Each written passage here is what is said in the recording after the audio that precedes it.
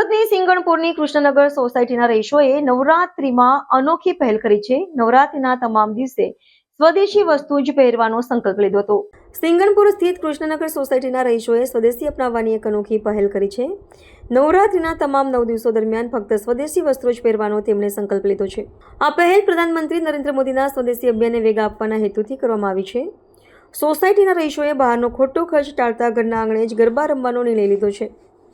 આ મુહિમ સરળતા અને આત્મનિર્ભરતાની ભાવના પર ભાર મૂકે છે. ખાસ કરીને સોસાયટીની મહિલાઓએ પોતાના હાથે જ પોતાના માટે ચણિયા ચોળી અને અન્ય પોશાક તૈયાર કર્યા છે. નવરાત્રિના દરેક દિવસે તેમના જાતે બનાવેલી સ્વદેશી વસ્તુઓ જ પહેરીને તેમના સંકલ્પને આગળ વધાર્યો હતો. સોસાયટીના તમામ રહીશોએ આ સ્વદેશી મુહિમને ભરપૂર પ્રતિસાદ આપ્યો છે અને આ નિર્ણયનો સમર્થન કરી તેને ખૂબ વધાવી લીધો છે. કેમેરામેન હકીમ શેખ સાથે વસીમ હાસમીનો રિપોર્ટ, આઝાદ ન્યૂઝ, સુરત.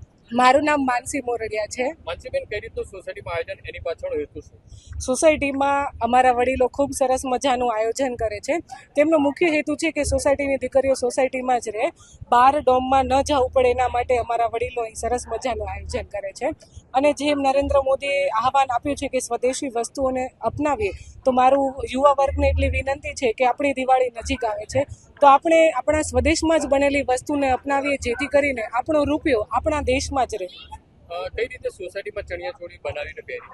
અમારી મહિલાઓએ 2 થી 3 મહિનાની ખૂબ મહેનતથી ચણિયા ચોળીઓમાં સરસ મજાનું ભરત ગૂંથણ કરીને આપણી સાંસ્કૃતિકને જીવિત રાખે છે અને એ ચણિયા ચોળી પહેરવાની મજા કંઈક અલગ જ હોય છે. મારું નામ કળથિયા યશ મુકેશભાઈ છે. હું કૃષ્ણનગર સોસાયટીમાં રહું છું. અમે 9 દિવસ અહીંયા સૌ સાથે હળીમળીને ગરબા રમીએ છીએ. એક જ પરિવારની જેમ ગરબા રમીએ છીએ. અને મેઇન વાત તો એ છે કે અમે 9 દિવસ મમ્મીએ જે જાતે ભરત ગૂંથણ કરીને અમારા કુર્તા બનાવેલા છે, એમની ચણિયા ચોળી કરી 9 દિવસ એ જ કપડાં પહેરેલા છે. કદાચ કોઈ બહાર રમવા પણ નથી ગયું. જેમ નરેન્દ્ર મોદી, વડાપ્રધાન એવા નરેન્દ્ર મોદીએ આહવાન પ્રમાણે આ બધું સ્વદેશી જ વાપરેલું છે. કોઈ વિદેશી વસ્તુ કે એનો કોઈ વિદેશી વસ્તુનો બહિષ્કાર કરેલો છે. અમે કોઈ બહાર રમવા નથી જતા. એક સોસાયટીમાં પરિવાર છે એ જ રીતે રમીએ છીએ. શું લોકોને આહવાન કરશો આવનારા સમયમાં લોકોને આહવાન તો એ જ કરીશ કે તે પણ અમારી જેમ આ રીતે આગળ વધે.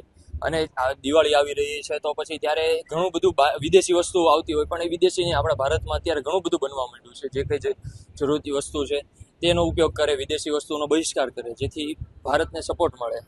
સંજય કાનાણી. શું કહેશો, કઈ રીતનું આયોજન? અમે દર વર્ષે આયોજન કરીએ છીએ કોઈ પણ તહેવારનું.